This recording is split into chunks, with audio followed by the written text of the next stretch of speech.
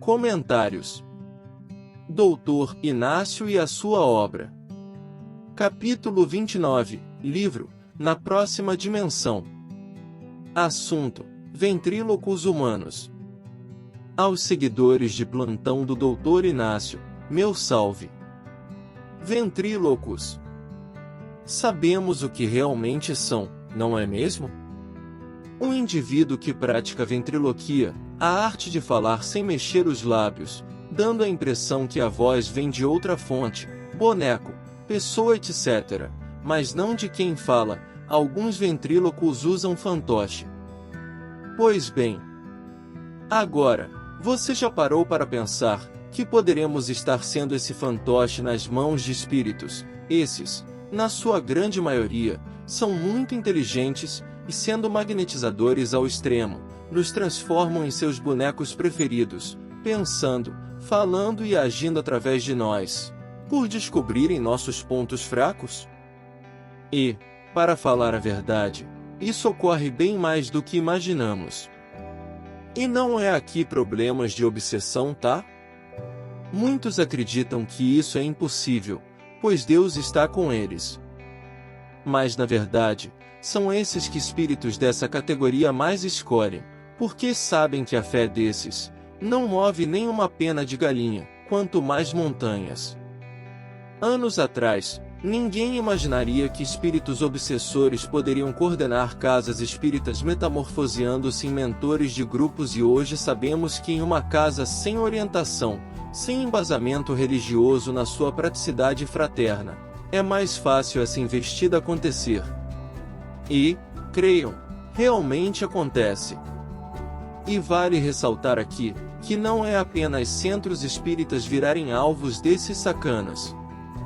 Em toda agremiação religiosa, eles apossam de oradores, de padres, pastores, quaisquer pessoas à frente de uma determinada religião que se preze, como também, principalmente, em muitos lares onde não se cultiva o culto semanal do lar, que, sutilmente, agem sem que não possam ser descobertos.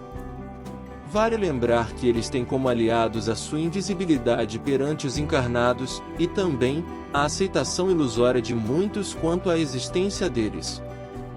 Aí é o que o bicho pega. Fica a dica. Entre um grupo de internos no Hospital dos Médiuns, o papo era quanto à queda. Qualquer um tem essa fragilidade, principalmente quando o espaço social e familiar não se enquadram na exemplificação, na renúncia, na espiritualidade de um e outro fiel, alicerçado na crença que venha lhe sentir bem, não como tábua de salvação de milagres.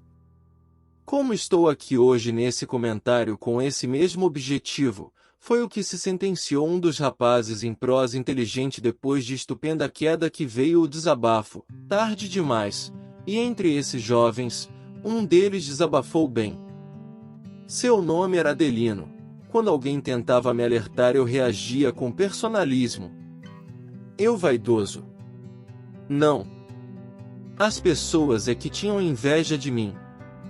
Transformei-me num daqueles bonecos de ventriloquia, que só movimentavam o maxilar inferior. Difícil de aceitar essa realidade? Se está pensando no sim, creio que você já faz parte desse show.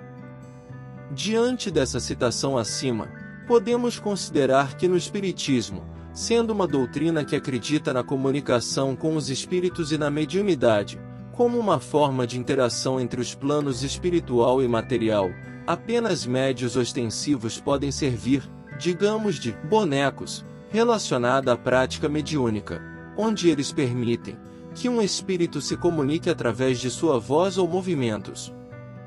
Isso é que poderão pensar muitos espíritas.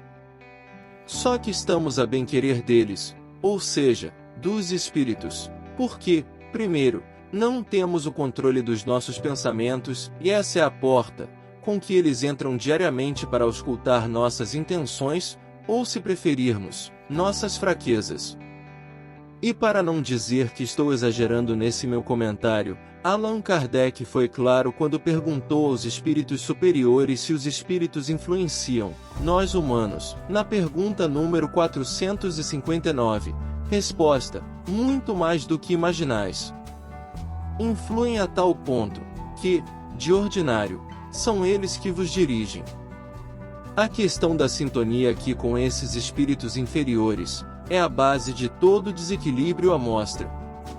Nos igualamos a eles, sem imaginar que eles ficarão conosco até que, subindo nossas vibrações, eles não poderão mais ter essa interatividade conosco.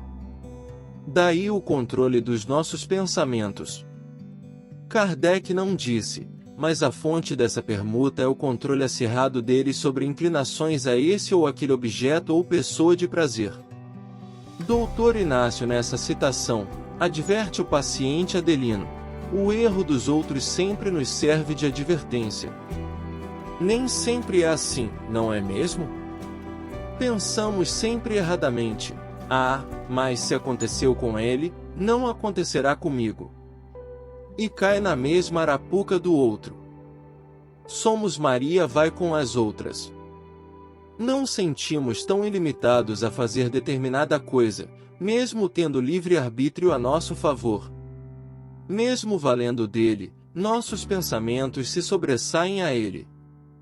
É muito difícil sair da zona de conforto que criamos para o nosso ego presente.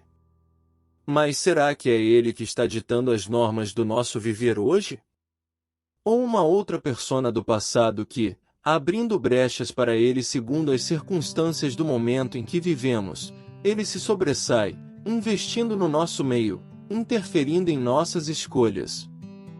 Muitos deles, contudo, podem nos fazer bonecos de nós mesmos. E, sem titubear, fazem com muito gosto. Se caso pudéssemos desenvolver a escuta da nossa consciência, não cairíamos em tantas armadilhas pelo caminho. Como também importante, seria ter o controle dos nossos pensamentos. Saber o que estar pensando, se esses pensamentos são da própria cabeça, distinguir um e outro, que não levaria questões de segundos. Mas como temos preguiça de pensar, já viu e sentiu a fedentina existente em nossa psicosfera, não é mesmo? Não? Não é difícil.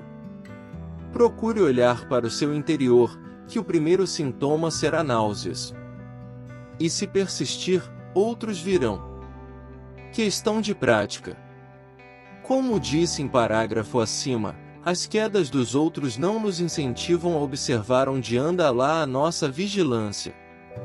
Deve estar esquecida numa dessas gavetas do nosso inconsciente, servindo de repasto para cupins e traças mentais, a comerem despreocupadamente. E para um exemplo mais direto, vamos ver a continuidade da conversa de Dr. Inácio com Adelino. Na realidade, a única coisa que você tem para transmitir de seu, é a experiência resultante do seu fracasso. E quem não tem? Mas como sempre acontece, deixamos de despertar para as contingências que nos ligam à espiritualidade maior, quando o corpo surrado é entregue à sepultura e o espírito, mais ainda carregado de vícios, que atestam nossa canga absurdamente pesada de imperfeições. E para levantar um pouco o ânimo de muitos, vamos refletir nas palavras de Thomas Edison: uma experiência nunca é um fracasso, pois sempre vem demonstrar algo. Vamos, a partir de então, passarmos a conduzir nossas vistas, tirando-as do próprio umbigo e, saindo dessa doentia zona de conforto mental, possamos, eu e você, a se sentir senhores do próprio destino, pensando, falando e agindo por vontade própria e não como bonecos, à mercê de milhares de espíritos que, no além, nada fazem, do que tomar conta da vida dos outros. Coincidências com alguns encarnados aqui? Comigo, meu caro leitor amigo?